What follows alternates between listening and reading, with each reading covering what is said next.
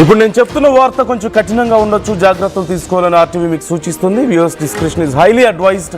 కుమ్మెర గ్రామం అట్టుడుకుతోంది. ఓవైపు కుల వివక్ష, మరోవైపు 2 నెలల పసికందు ఈ గొడవల్లో బలి కావడం. కులం తక్కువ వాళ్లకు దర్శనం కావాలంటూ మల్లన్న దేవుడి ముందే పాపను ప్రాణాలు తీశారు ఆ రెడ్డి కులస్తులు. పసికందు మృతిపై ఎన్హెచ్ఆర్సీకి సైతం ఫిర్యాదు చేశారు. డీజీపీ శివధర్ రెడ్డిని కలిసి కంప్లైంట్ ఇచ్చారు బీఆర్ఎస్ నాయకులు.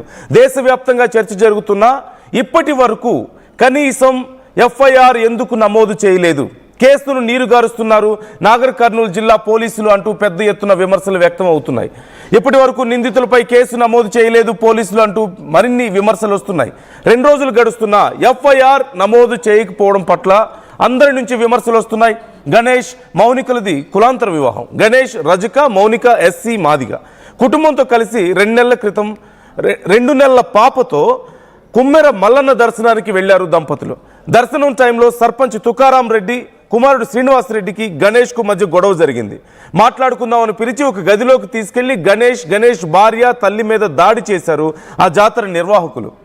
పాప ముఖం చూసైనా వదిలేయాలని కాళ్ల వేళ్ల పడినా కనికరించకుండా సర్పంచ్ తుకారాం రెడ్డి, జాతర నిర్వాహకులు పాపని కూడా కాలితో తన్నడంతో ఆ చిన్నారి ప్రాణాలు కోల్పోయింది.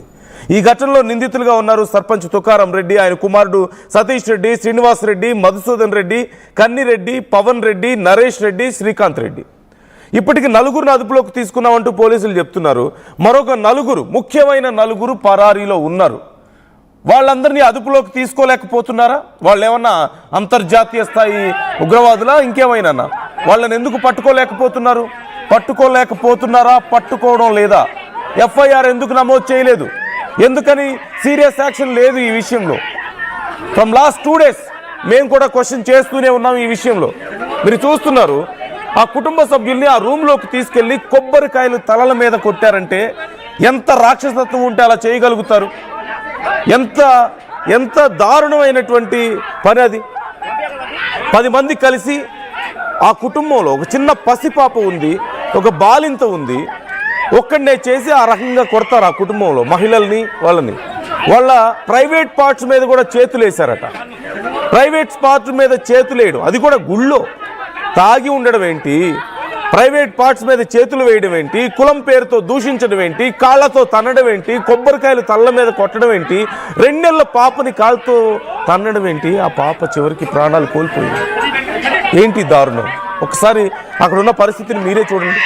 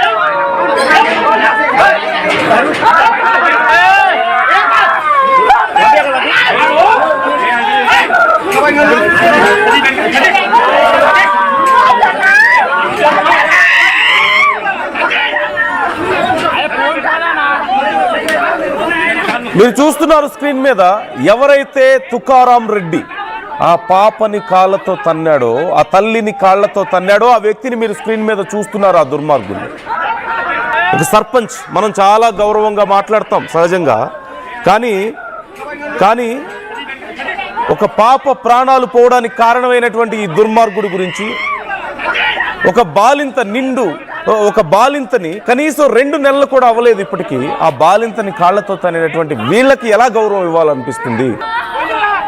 మనం ఎన్నుకొని మన నెత్తి మీద పెట్టుకుంటే చివరికి మన జీవితాలతో ఆటలాడుకుంటున్న వీళ్ళక మనం గౌరవం ఇవ్వాల్సింది.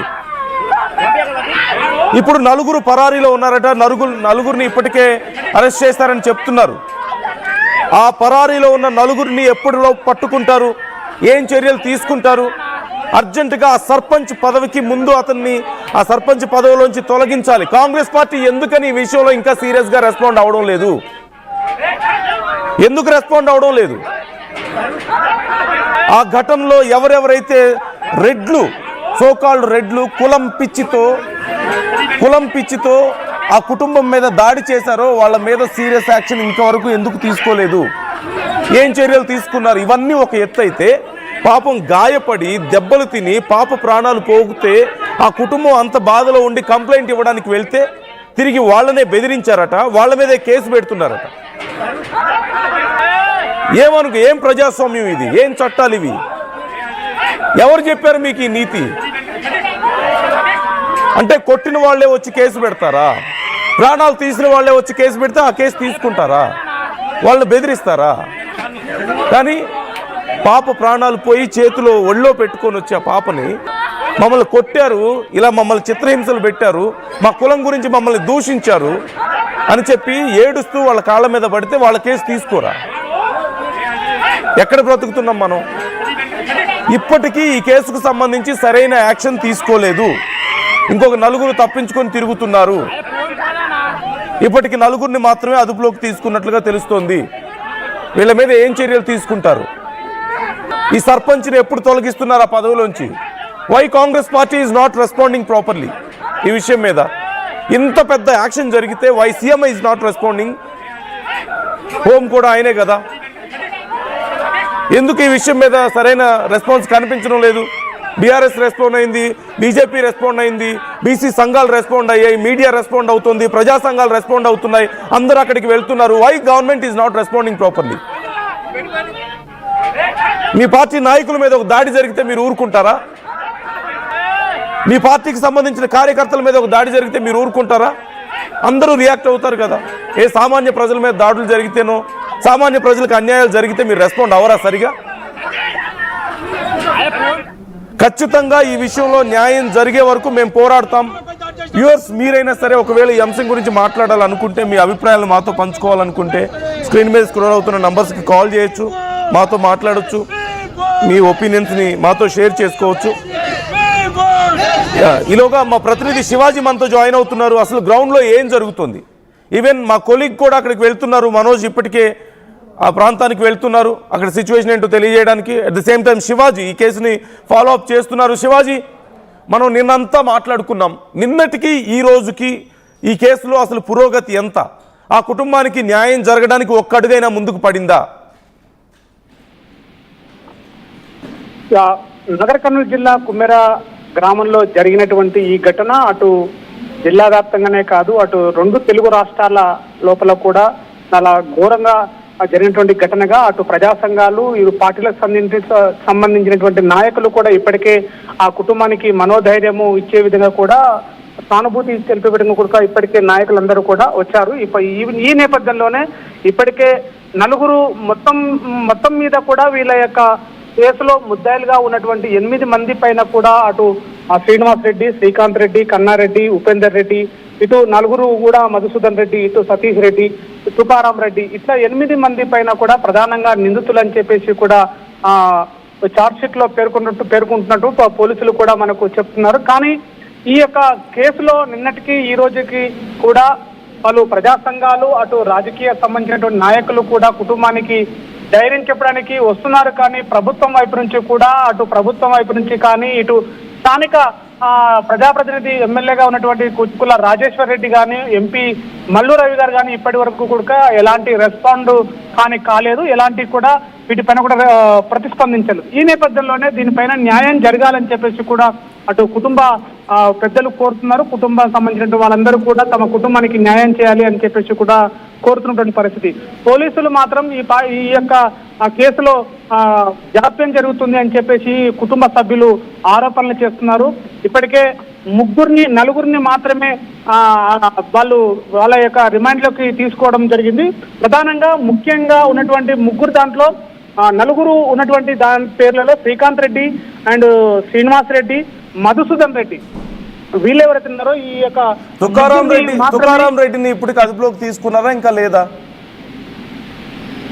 లేదు, ఇప్పటి వరకు అయితే తుకారాం రెడ్డి మిగతా సంబంధించిన వాళ్ళు నలుగురు ఎవరైతే ఉన్నారో వాళ్ళు ఎవరిని కూడా అదుపులోకి తీసుకోలేదు. కేవలము శ్రీకాంత్ రెడ్డి అండ్ శ్రీనివాస్ రెడ్డి, మధుసూదన్ రెడ్డి, వీళ్ళు ముగ్గురు మాత్రమే పోలీసు యొక్క పరిధిలో ఉన్నారు. మిగతా వీళ్ళ కోసం నలుగురు search కూడా చేస్తున్నారా శివాజీ? సర్చ్ ఆపరేషన్ ఎలా జరుగుతుంది వీళ్ళ కోసం? అంటే ఒక స్థానిక సర్పంచ్ అతను, మరొకరు అక్కడ ఉన్నవాళ్లే కదా, లోకల్ పీపులే కదా, వాళ్ళని ఈ మొన్న జరిగిన ఇన్సిడెంట్కి ఇంకా పట్టుకోకపోవడం ఏంటి ఈ కేసులో? ఇప్పటివరకు అయితే డిఎస్పీ అండ్ వారితో పాటుగా 10 మంది టీం కలిపి వీళ్ళందరూ డిఎస్పీ ఆధ్వర్యంలో ఈ కేసును ఛేదించడానికి, వాస్తవాలు బయటికి తీయాలి అనేటువంటి కోణంలో కూడా అసలు ఏం జరిగింది ఆ రోజు 18, 19, 20 ఈ 3 రోజుల పాటు జరిగేటువంటి ఈ యొక్క కుమ్మెర జాతరలో వాస్తవాలు అయినటువంటి కూడా డిఎస్పీ శ్రీనివాస్ ఆధ్వర్యంలో వీళ్ళని పూర్వపరాలు బయటికి తీసుకున్నటువంటి పరిస్థితి కనబడుతుంది. మరోవైపు కూడా ఇప్పటికీ కేసులో జాప్యం జరగడానికి ఉన్నట్టు ప్రధానంగా ఆరోపణలు చేస్తున్నారు కుటుంబ సభ్యులు.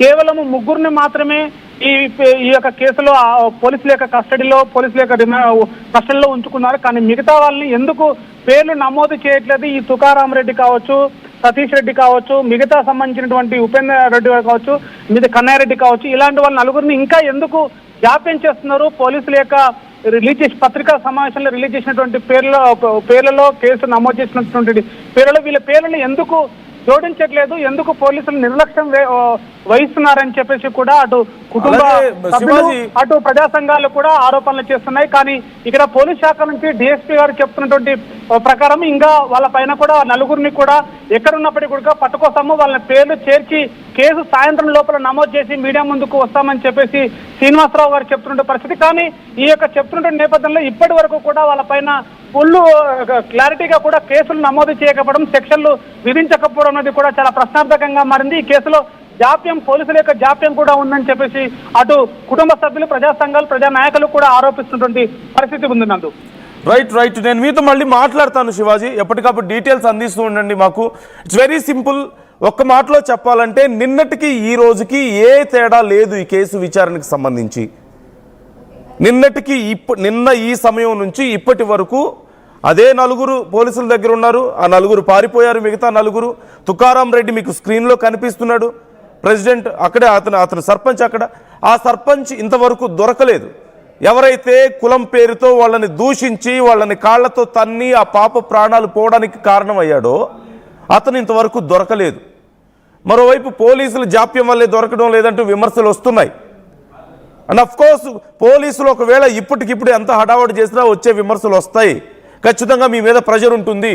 బికాజ్ ఈ కేసు జరిగిన వెంటనే మీ నుంచి సీరియస్ యాక్షన్ రాకపోవడం ఎందుకు కారణం?